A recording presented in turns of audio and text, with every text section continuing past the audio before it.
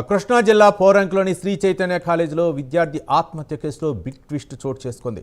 జనవరి 30న hostel రూమ్లో ఉరివేసుకొని పవన్ అనే విద్యార్థి ఆత్మహత్య చేసుకున్నాడు.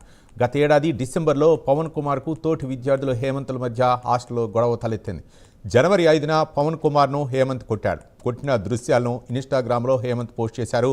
జనవరి 30న మరోసారి పవన్ కుమార్పై హేమంత్ దాడి చేశారు. మనస్తాపానికి గురైన అతను హాస్టల్లో ఫ్యాన్కి ఉరివేసుకొని ఆత్మహత్య చేసుకున్నాడు. ఆత్మహత్యకు కారకులైన వారి పేర్లను చేతిపై రాసుకున్నాడు పవన్ కుమార్. ఆత్మహత్యకు గల కారణాలను చైతన్య యాజమాన్యం గోప్యంగా ఉంచింది. సాక్ష్యాలను శ్రీ చైతన్య యాజమాన్యం తారుమారు చేసింది. చేతిపై ఉన్న పేర్లను శ్రీ చైతన్య సిబ్బంది తుడిచేశారు. College principal Pichaiah, incharge Ravindra, జేఎల్లు, రాజేష్, ఆనంద్, కృష్ణ, మెస్బాయ్ హేమంత్ను అరెస్ట్ చేశారు పోలీసులు.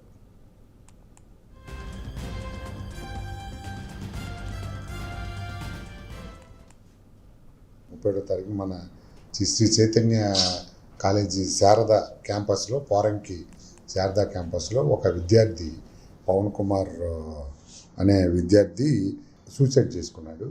గదిలో అతని యొక్క రూమ్లో 405 అనే హాస్టల్ రూమ్లో విద్యార్థులు ఎవరో కూడా లేనప్పుడు, స్టడీ అవర్స్కి వెళ్ళినప్పుడు లోపల ఇన్సైడ్ బోల్ట్ పెట్టుకుని ఫ్యాన్కి బొంతతో ఉరేసుకుని చనిపోయి ఉండగా తలుపేసి ఉన్న బోల్ట్ పెట్టి ఉందని చెప్పేసి అక్కడ ఉన్న వార్డెన్ వాళ్ళందరికీ ఇన్ఫార్మ్ చేసి అందరూ కూడా తలుపుని బలంగా నెట్టి బోల్టు ఎరగొట్టి లోపలికి వెళ్ళి చూడగా ఈ ఫ్యాన్కి ఇతను ఈ పవన్ కుమార్ ఉరేసుకుని ఉన్నాడు. ఇమీడియట్గా అతను కింద దించి మొదట కామినేని హాస్పిటల్కి తీసుకెళ్లారు. విద్యార్థులను మన కాలేజీ యాజమాన్యం కలిపి తీసుకెళ్ళిన తర్వాత అక్కడి నుంచి వాళ్ళు ఇక్కడ కాదు, కొంచెం బెటర్ ట్రీట్మెంట్ అని చెప్పేసి గవర్నమెంట్ హాస్పిటల్ విజయవాడకి తీసుకెళ్ళమంటే అక్కడ తీసుకెళ్ళినప్పుడు బ్రాడ్ డెడ్ అని చెప్పారు.